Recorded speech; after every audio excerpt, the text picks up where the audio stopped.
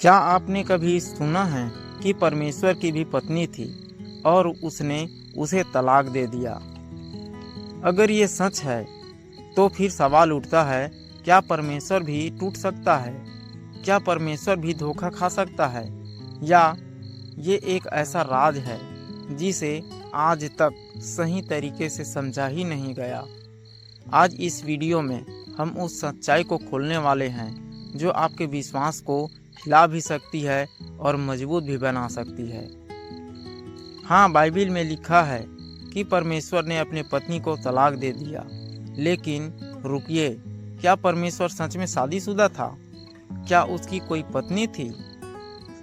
सच यह है, बाइबिल में जो पत्नी की बात कही गई है वह कोई इंसान नहीं है, वो है परमेश्वर की अपनी प्रजा, जिन्हें परमेश्वर ने चुना, जिन्हें उसने प्रेम किया, जिन्हें उसने हर मुश्किल से निकाला।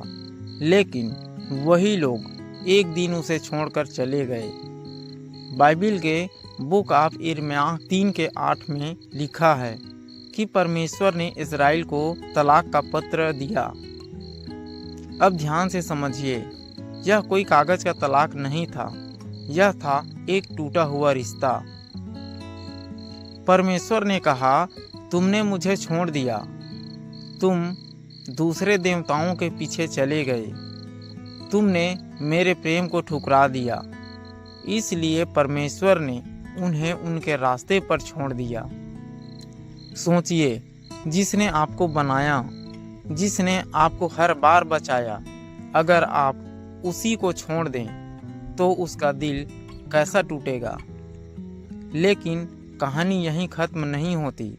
परमेश्वर इंसान नहीं है, वह सिर्फ न्याय नहीं करता, वह प्रेम भी करता है। जब लोग दूर चले गए, फिर भी परमेश्वर ने कहा, मैं तुम्हें फिर से अपनाऊंगा। यानी तलाक के बाद भी उनका प्रेम खत्म नहीं हुआ। यह वही प्रेम है जो हमें बार बार मौका देता है। हम गिरते हैं, हम गलतियां करते हैं, फिर भी परमेश्वर कहता है, वापस आ जाओ। नया नियम में हमें बताता है, कलीसिया मसीह की दुल्हन। इसका मतलब क्या है? मतलब यह है कि आज भी परमेश्वर एक रिश्ता चाहता है। तो अगली बार जब कोई कहे परमेश्वर की पत्नी ने उसे तलाक दे दिया, तो सच्चाई याद रखना, यह एक कहानी नहीं, यह एक चेतावनी है कि अगर हम परमेश्वर से दूर जाते हैं तो हम खुद को खो देते हैं। लेकिन अगर हम वापस आते हैं तो वही परमेश्वर हमें फिर से गले लगा लेता है। सवाल यह नहीं है कि परमेश्वर ने किसे छोड़ा, सवाल यह है, क्या हम आज भी उनके साथ हैं?